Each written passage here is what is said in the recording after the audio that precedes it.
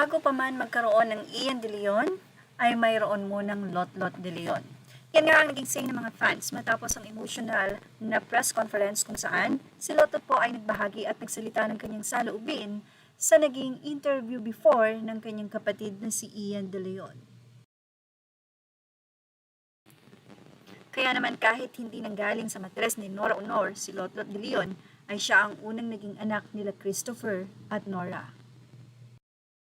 Matatandaan na sa isang interview ay sinabi ni Ian De Leon na siya ay sole heir o ang nag-iisang tagapagmana. Hindi naman kasi maikakaila at maitatanggi na siya ang biological or talagang dugo ni superstar Nora Aunor at ni Mr. Christopher De Leon. Sa nasabi nga pong press conference, natapos ito ng pagyakap kay Elizabeth Oropesa ni Lot De Leon. At makikita din habang nagsasalita si Lot De Leon ay nagpunta na sa likod ang kanyang anak na lalaki, kung saan ay nandoon ang kanyang pakikisimpatya sa kanyang ina. Matapos sabihin ni Lot na grabe ang galit niya dahil sa lahat ng ginawa niya sa kanyang mga kapatid ay tila itinapon at sinira lang ito ni Ian De Leon. Wala mang binanggit si Lot pero obviously, sabi nga natin sa ating nakaraang video, ay si Ian ang kanyang tinutukoy. Tahasang sinabi ni Lot na wala silang interes sa anumang yaman na naiwan ng kanilang ina na si Nora Aunor.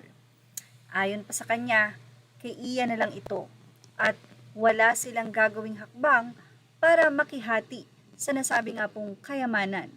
Ang tangi lamang kinasasama ng loob ni Lot De Leon ay ang di umano'y pagsisinungaling ni Ian sa nasabi nga pong interview nito sa The Fast Talk.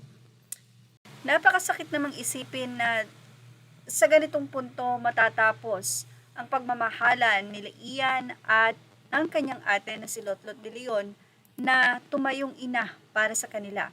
At nakita natin na sandigan ni Lot De Leon at Ian ang isa't isa. Pero bakit nga ba nagkaganito?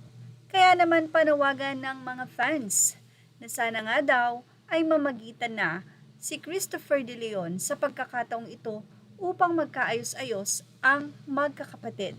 Dahil kahit sabihin nating adopted si Lot, hindi maikakaila na talagang siya ang nag-alaga noong panahon na wala si Ate Guy sa kanilang piling. Well, ano masisiin nyo about dito? Ilagay na ang inyong opinion sa ating comment section. Images are all credit to the rightful owners. Thank you for watching Showbiz Now.